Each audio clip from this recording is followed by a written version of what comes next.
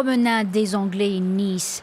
Since 2016, this tourist attraction is also remembered as a scene of mass bloodshed. On July 14th of that year, Thierry Vimal lost his 12-year-old daughter, Amie. The writer quickly began to put into words how events unfolded after the tragedy. The book's title, 19 Tons, is a reference to the weight of the truck that took the life of his daughter alongside 85 other people and left a father reeling from pain. I needed to build what I call a literary tomb for my daughter who died so violently. It was like a more dignified burial than what she had. It's about telling the story of her death in a more gracious way. The book has helped him to mourn her death. I had an advantage compared to other victims. I had a book to write. But now I find myself in exactly the same position as them, meaning that I lost my daughter and I don't have anything special to do. Thierry's communications agency will soon close down, as he's been struggling to keep his business afloat. Like many survivors of a terrorist attack, the tragedy has also taken a toll on Thierry's professional life. More than 2,300 people are now officially recognized as victims of the Nice attacks. While countless people and families have been affected, many are mourning in solitude. You can sometimes find warmth in this mass of people who are also affected, but oftentimes it won't keep you warm. There's no doubt that the relationships between victims are complicated. We're talking about people who are in pain, traumatized, physically and mentally exhausted. The same thing will not necessarily make everyone feel better at the same moment in time, so it's difficult to be in phase with others. And this can happen to families and couples. No study has been conducted on the matter, but many couples split up after the attack. Anne Maurice was one of them. The only time she ever goes near the promenade is when she's visiting a memorial erected by her association in a small garden. Not far from where Camille, her 27-year-old daughter, was killed. C'est très difficile parce qu'en fait, depuis que je suis toute seule, je peux pas aller au cimetière.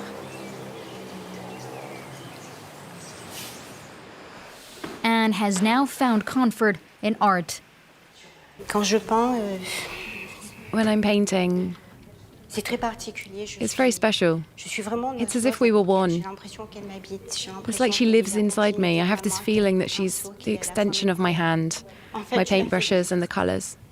I bring her to life. I can't take photos of her anymore, so I paint her portrait. Alors je la peins. She had never held a paintbrush before, but now her home has been transformed into an art studio. She says she's determined to overcome her sadness. I was uncomfortable with the image I was giving off. I told myself this can't go on. This is not what life is about. I can't keep on being like this. It's out of respect for others. I was shutting people out. And it's out of respect for her. If I've decided to remain among the living, I must embrace life and not pretend. If I can't, well, I know what I'll have to do. But if I decide to live, I have to get on with it. Her strength saved her life. Suicide attempts have been reported among survivors, and 3 years later, psychiatrists are beginning to comprehend the scale of the trauma. In Nice, 3,500 people have consulted a psychiatrist, including 1,000 children. The Children's Hospital opened a special unit dedicated to cases of deep trauma, the only unit of its kind in the country. Ornella saw the truck as it plowed into the crowd, a moment she'll never forget. Today, she has an evaluation of her mental health. I feel better now. The hate has gone away.